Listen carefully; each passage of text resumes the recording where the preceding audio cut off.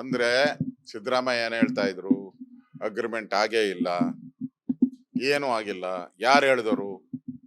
Press ಅವ್ರ ಯಾರನ್ನ ಕೇಳಿದ್ರೆ ಏನ್ ಬಿಜೆಪಿ ಏಜೆಂಟ ಅಂತ ಪ್ರೆಸ್ ಅವ್ರಿಗೆಲ್ಲ ಕೇಳ್ತಾ ಇದ್ರು. ಇವಾಗ ಡಿ ಕೆ ಸುರೇಶ್ ಹೇಳಿದ್ದಾರೆ, ಡಿ ಕೆ ಶಿವಕುಮಾರ್ ಅವರು ಹೇಳಿದ್ದಾರೆ, ಒಂದ್ 20 ಜನ MLA ಗಳು ಹೇಳಿದ್ದಾರೆ ಅಗ್ರಿಮೆಂಟ್ ಆಗಿರೋದು ನಿಜ ಅಂತ. ಸ್ವತಃ ರಾಜ್ಯದ ಉಪಮುಖ್ಯಮಂತ್ರಿನೇ ಹೇಳಿದ್ದಾರೆ ಆಗಿರೋದು ನಿಜ ಅನ್ನೋದನ್ನ ಹೇಳಿದ್ದಾರೆ.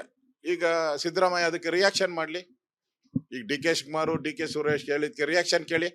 ಐ ಆಮ್ ನೋ ರಿಯಾಕ್ಷನ್ ಅಂತಾರೆ. ನಾವು ರಿಯಾಕ್ಷನ್ ಮಾಡಿದ್ರೆ ಇಮಿಡಿಯೇಟ್ ಆಗಿ ರಿಯಾಕ್ಷನ್ ಮಾಡ್ತಾರೆ, ಏನ್ ಅವ್ರ ಕನ್ಸ್ ಬಿದ್ದಿತ್ತ ಅಂತ ಹೇಳಿ.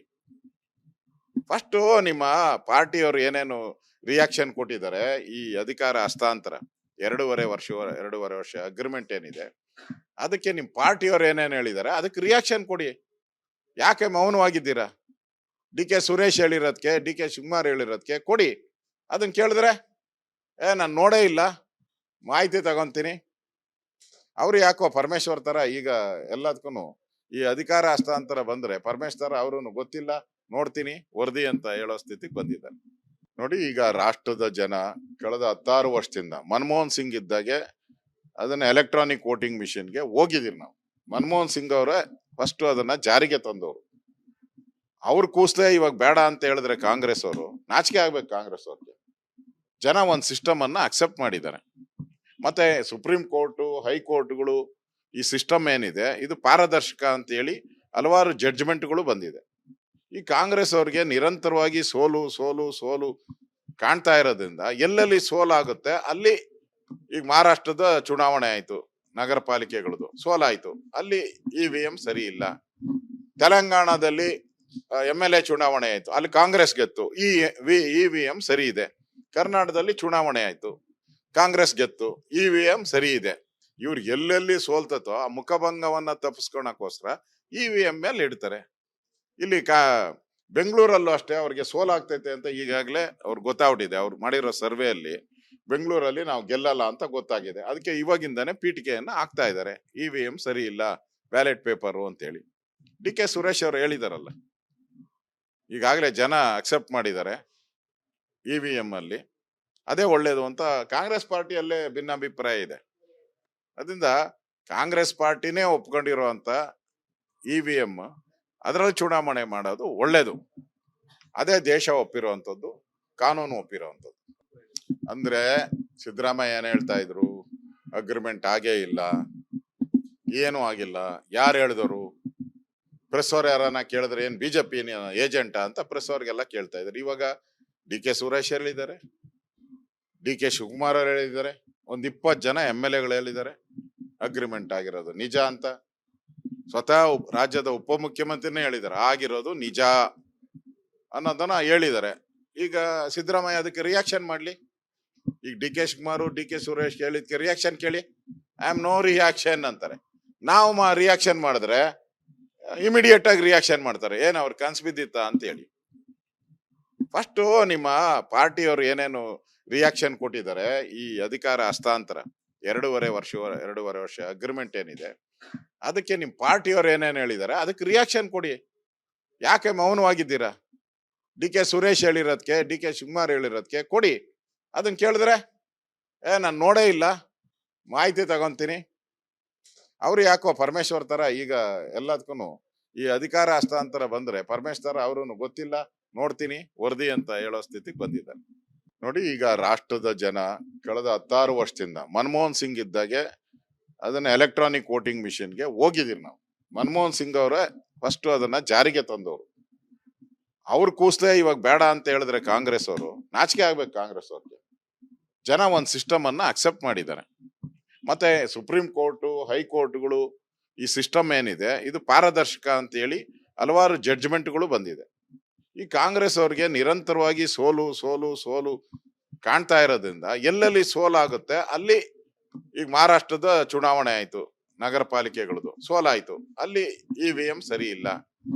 ತೆಲಂಗಾಣದಲ್ಲಿ MLA ಚುನಾವಣೆ ಆಯ್ತು, ಅಲ್ಲಿ ಕಾಂಗ್ರೆಸ್ ಗೆತ್ತು, EVM ಸರಿ ಇದೆ. ಕರ್ನಾಟಕದಲ್ಲಿ ಚುನಾವಣೆ ಆಯ್ತು, ಕಾಂಗ್ರೆಸ್ ಗೆತ್ತು, EVM ಸರಿ ಇದೆ. ಇವ್ರು ಎಲ್ಲೆಲ್ಲಿ ಸೋಲ್ತತೋ ಆ ಮುಖಭಂಗವನ್ನ ತಪ್ಪಿಸ್ಕೊಳಕೋಸ್ಕರ EVM ಮೇಲೆ ಇಡ್ತಾರೆ.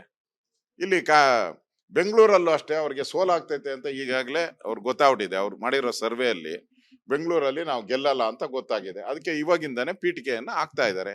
EVM ಸರಿ ಇಲ್ಲ, ಬ್ಯಾಲೆಟ್ ಪೇಪರು ಅಂತೇಳಿ. DK ಸುರೇಶ್ ಅವರು ಹೇಳಿದಾರಲ್ಲ, ಈಗಾಗಲೇ ಜನ ಅಕ್ಸೆಪ್ಟ್ ಮಾಡಿದ್ದಾರೆ EVM ಅಲ್ಲಿ, ಅದೇ ಒಳ್ಳೇದು ಅಂತ. ಕಾಂಗ್ರೆಸ್ ಪಾರ್ಟಿಯಲ್ಲೇ ಭಿನ್ನಾಭಿಪ್ರಾಯ ಇದೆ.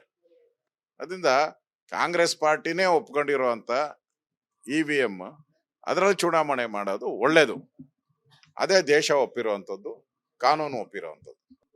ಅಂದ್ರೆ ಸಿದ್ದರಾಮಯ್ಯ ಏನ್ ಹೇಳ್ತಾ ಇದ್ರು, ಅಗ್ರಿಮೆಂಟ್ ಆಗೇ ಇಲ್ಲ, ಏನು ಆಗಿಲ್ಲ, ಯಾರು ಹೇಳಿದವರು, ಪ್ರೆಸ್ ಅವ್ರು ಯಾರನ್ನ ಕೇಳಿದ್ರೆ ಏನ್ ಬಿಜೆಪಿ ಏಜೆಂಟಾ ಅಂತ ಪ್ರೆಸ್ ಅವ್ರಿಗೆಲ್ಲ ಕೇಳ್ತಾ ಇದ್ರು. ಇವಾಗ DK ಸುರೇಶ್ ಹೇಳಿದ್ದಾರೆ, DK ಶಿವಕುಮಾರ್ ಅವರು ಹೇಳಿದ್ದಾರೆ, ಒಂದ್ 20 ಜನ MLA ಗಳು ಹೇಳಿದ್ದಾರೆ ಅಗ್ರಿಮೆಂಟ್ ಆಗಿರೋದು ನಿಜ ಅಂತ. ಸ್ವತಃ ರಾಜ್ಯದ ಉಪಮುಖ್ಯಮಂತ್ರಿನೇ ಹೇಳಿದ್ದಾರೆ ಆಗಿರೋದು ನಿಜ ಅನ್ನೋದನ್ನ ಹೇಳಿದ್ದಾರೆ. ಈಗ ಸಿದ್ದರಾಮಯ್ಯ ಅದಕ್ಕೆ ರಿಯಾಕ್ಷನ್ ಮಾಡ್ಲಿ. ಈಗ DK ಶಿವಕುಮಾರ್, DK ಸುರೇಶ್ ಹೇಳಿದ್ಕೆ ರಿಯಾಕ್ಷನ್ ಕೇಳಿ. ಐ ಆಮ್ ನೋ ರಿಯಾಕ್ಷನ್ ಅಂತಾರೆ.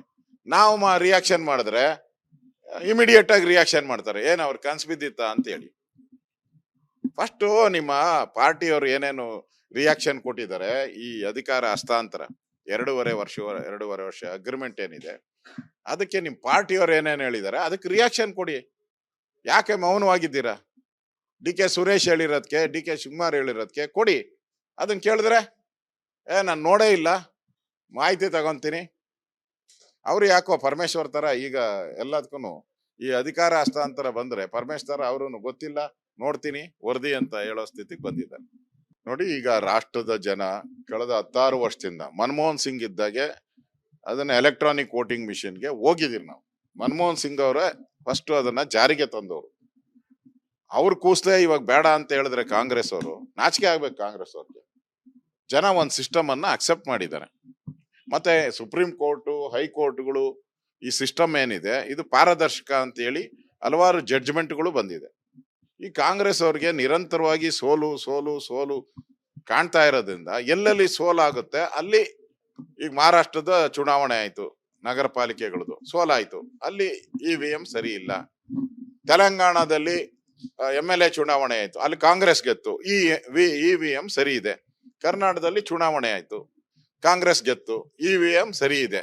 ಇವ್ರು ಎಲ್ಲೆಲ್ಲಿ ಸೋಲ್ತತೋ ಆ ಮುಖಭಂಗವನ್ನ ತಪ್ಪಿಸ್ಕೊಳಕೋಸ್ಕರ EVM ಮೇಲೆ ಇಡ್ತಾರೆ. ಇಲ್ಲಿ ಬೆಂಗಳೂರಲ್ಲೂ ಅಷ್ಟೇ ಅವ್ರಿಗೆ ಸೋಲಾಗ್ತೈತೆ ಅಂತ ಈಗಾಗಲೇ ಅವ್ರಿಗೆ ಗೊತ್ತಾಗ್ಬಿಟ್ಟಿದೆ. ಅವ್ರು ಮಾಡಿರೋ ಸರ್ವೆಯಲ್ಲಿ ಬೆಂಗಳೂರಲ್ಲಿ ನಾವು ಗೆಲ್ಲಲ್ಲ ಅಂತ ಗೊತ್ತಾಗಿದೆ. ಅದಕ್ಕೆ ಇವಾಗಿಂದಾನೆ ಪೀಠಿಕೆಯನ್ನ ಹಾಕ್ತಾ ಇದ್ದಾರೆ. EVM ಸರಿ ಇಲ್ಲ, ಬ್ಯಾಲೆಟ್ ಪೇಪರು ಅಂತೇಳಿ. DK ಸುರೇಶ್ ಅವರು ಹೇಳಿದಾರಲ್ಲ, ಈಗಾಗಲೇ ಜನ ಅಕ್ಸೆಪ್ಟ್ ಮಾಡಿದ್ದಾರೆ EVM ಅಲ್ಲಿ, ಅದೇ ಒಳ್ಳೇದು ಅಂತ. ಕಾಂಗ್ರೆಸ್ ಪಾರ್ಟಿಯಲ್ಲೇ ಭಿನ್ನಾಭಿಪ್ರಾಯ ಇದೆ. ಅದರಿಂದ ಕಾಂಗ್ರೆಸ್ ಪಾರ್ಟಿನೇ ಒಪ್ಕೊಂಡಿರುವಂತ EVM ಅದರಲ್ಲಿ ಚುನಾವಣೆ ಮಾಡೋದು ಒಳ್ಳೇದು. ಅದೇ ದೇಶ ಒಪ್ಪಿರುವಂತದ್ದು, ಕಾನೂನು ಒಪ್ಪಿರುವಂತದ್ದು.